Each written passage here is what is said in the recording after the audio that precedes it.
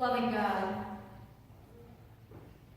help us to embrace the stillness, the time of letting go of everything that we may have walked in with that we're weighing on our shoulders. Let us put that aside. Let us turn off all of our technology and just be still. Help us to find those quiet waters so we may embrace that time with you in this message that you would place before us today. Through your humble servant, we pray. Amen.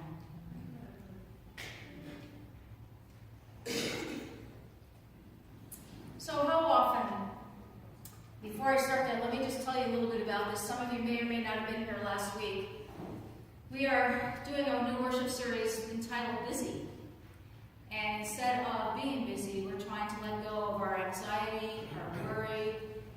We are trying to embrace some more space for God during the season of Lent. And part of that is by creating a place to pray. And I talked about how to make a prayer space for you yourself at home, even if it's just a chair and a candle and a devotion or the Bible or both. And just find a place to do that. So the other image too was the beautiful scene where you have the Adirondack chair looking out over the sunset, a beautiful lake, when the lake is just calm as can be. So this is to help you just center yourselves. And anytime you feel like you want to come up here and sit and pray, you're more than welcome because the chair is staying here throughout all of Lent. So getting back to our busyness. Is there any time in our lives now that we don't have to pull out our cell phones or pull out our calendar and look at what time we have free? Don't we all schedule things each and every day? It seems that we do. Do we find ourselves so busy each year, or every year it gets busier and busier?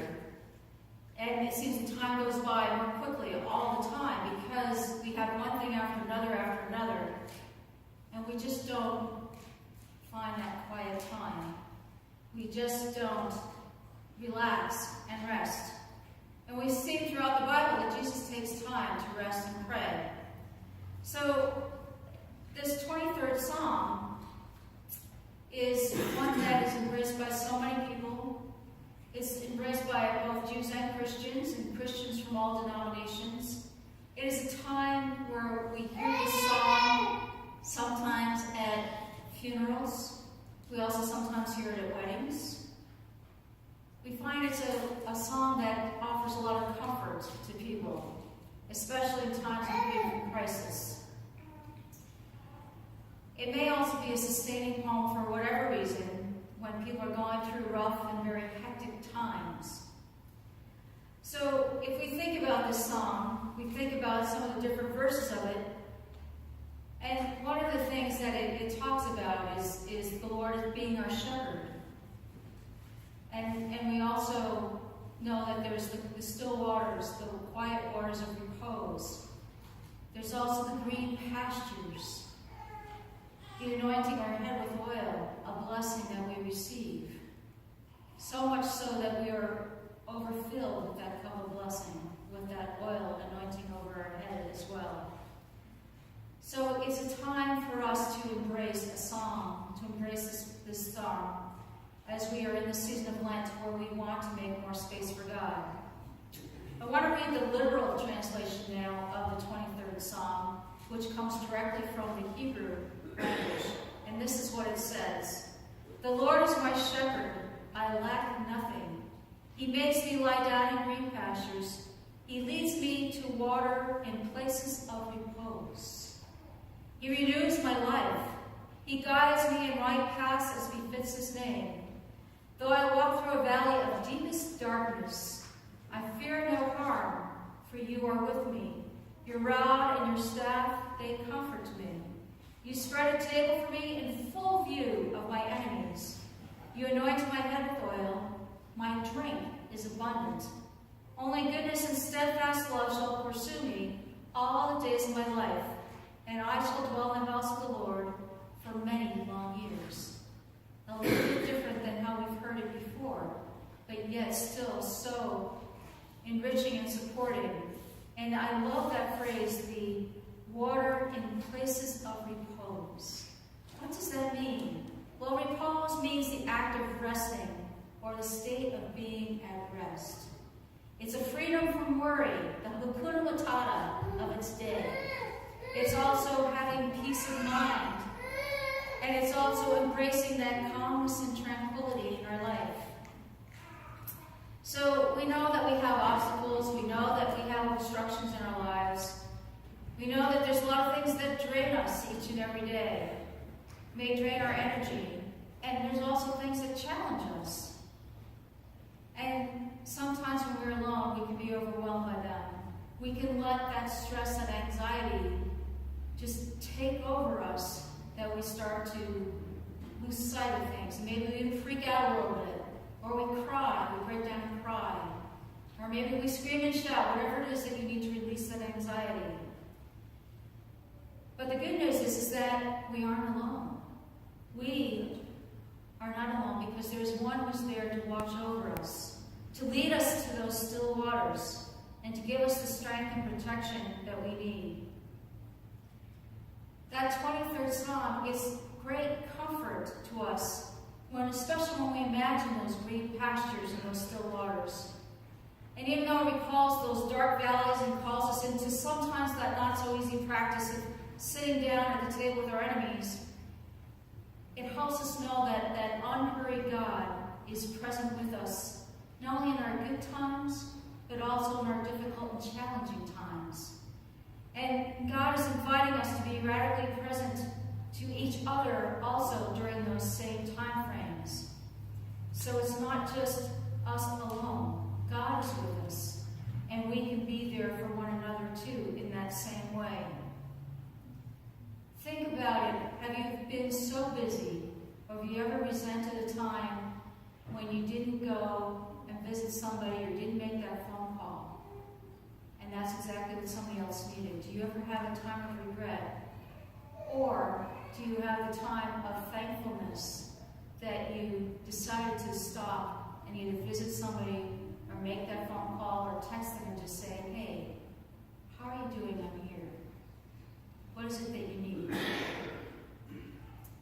We can be that for one another, but we can also embrace the fact that God is with us and leads us to those still waters and can help us find those places of repose in our lives. Even when we think it's so overwhelming, with God, God can help remove some of those obstacles, or can help us overcome those obstacles. Just like skiers have to ski over those moguls all the time. If they do it too long, their knees just give out because they're really hard and challenging. But we have, I'd like to say that it's smooth sailing for all of us each and every day, but we know that's not true. We always run into some different things that challenge us. And there's a hymn that I want to share with you, just the first verse, that says, "Are you weak and heavy laden, cumbered with a load of care? Precious Savior, still our refuge, take it to the Lord in prayer. Jesus' strength will shield your weakness, and you'll find your courage there." It's so easy for us to get consumed in our busyness, to keep so busy and that we lose sight of what's really important. We have too many activities we have to do. We have too many things we have to do that we forget to even make space for God. That we forget to be where we should be. To forget who we even are because we're so busy doing instead of being. So how do we find that? How do we embrace that time? Well, let's just go to that 23rd Psalm. I have a beautiful 23rd Psalm that was written, it was a variation of the 23rd Psalm. It was written by Marion Wright Edelman, and we heard it just earlier this week. She was the first African-American woman admitted to the Mississippi Bar. And if you didn't know, March is Celebrate Women's Month. So she's a pretty amazing woman. She's 78 years old now, and besides being a best-selling author and attorney, she's a founder of the Children's Defense Fund and helped to establish the Head Start program, which I'm sure you've heard of before. But here's what she wrote as a variation of the 23rd Psalm. my pace setter. I shall not rush. He makes me stop and rest for quiet intervals. He provides me with images of stillness, which restores my serenity. He leads me in ways of efficiency through calmness of mind, and his guidance is peace. Even though I have a great many things to accomplish each day, I will not fret, for his presence is here. His timelessness, his all-importance will keep me in balance. He prepares refreshment and renewal in the midst of my activity by anointing my mind with his oils of tranquility. My cup of joyous energy overflows.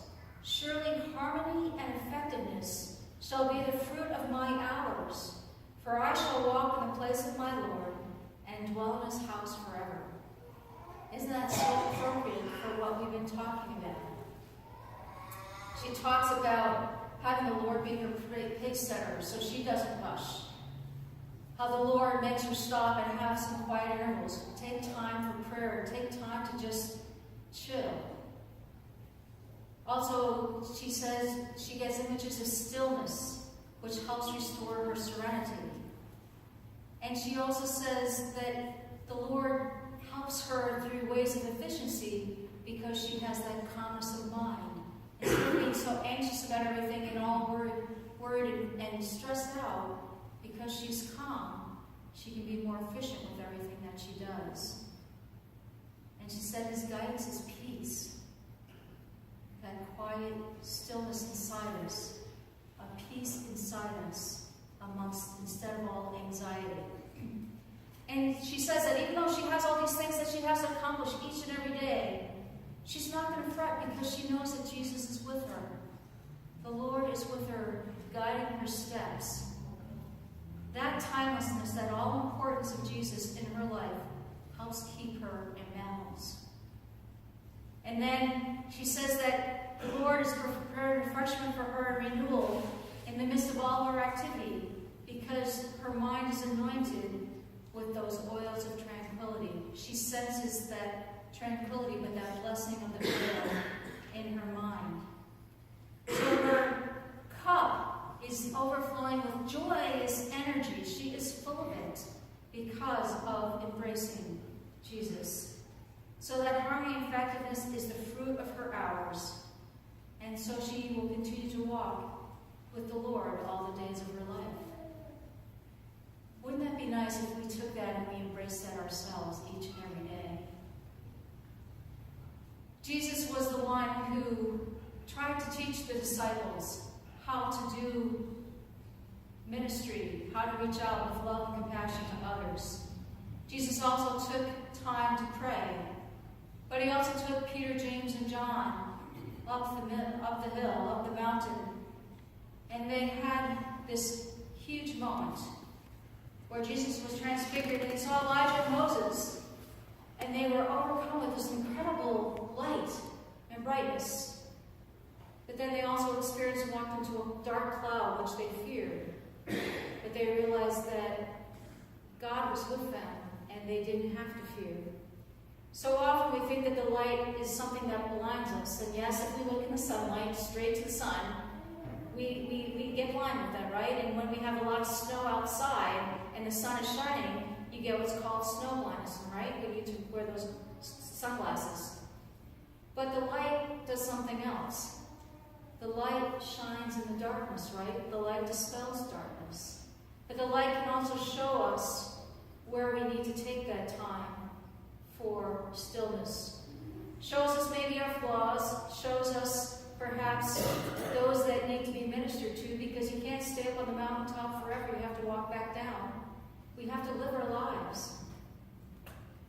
But when we have the light, when we have that light of Christ not only in us, but something that can shine ahead of us and guide us, it can not only guide us through avoiding all the potholes in the roads, especially when you're walking a dog at night, but it can also shed light on us so that we don't have to walk into those obstacles, so that we don't have to walk into those roadblocks, that we can see those and we can overcome them so that we can see who needs to be ministered to. So we can see where God is leading us as a church and as people, as faithful disciples of Christ. We want to embrace our faith. We want to embrace our family and our church family, right? We want to embrace our friends. We want to follow in Jesus' footsteps. Isn't that something we're about? Faith, family, friends, following in Jesus' footsteps? Let that light of Christ and this beautiful poem, the psalm, the 23rd Psalm, help you stay centered, find that balance, so that you can be true to the calling that God has given you each and every day. Embrace that places of repose.